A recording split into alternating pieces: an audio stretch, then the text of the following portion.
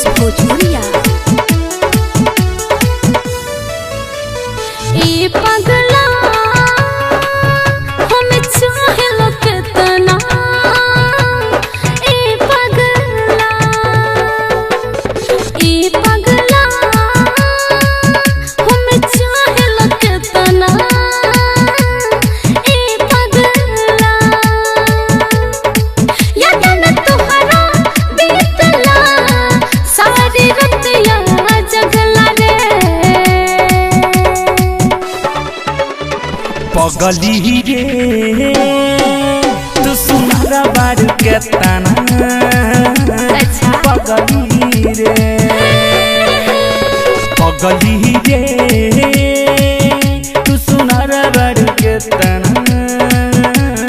पगली रे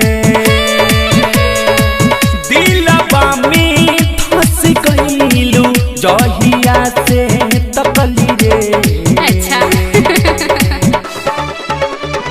ए पगला हम चाहे कितना, ए पगला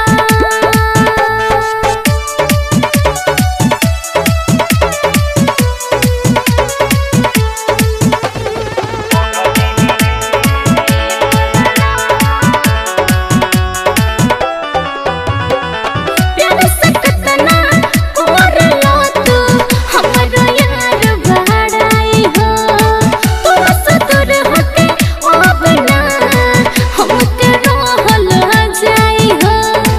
बाडू तू सयान हो, अच्छा बनलू नादान हो, करलू बाखान हो। ए पगला हम चाहे कितना, ए पगला पगली रे तू सुनहरा बारू केतना, पगली रे ऐसन बात बा।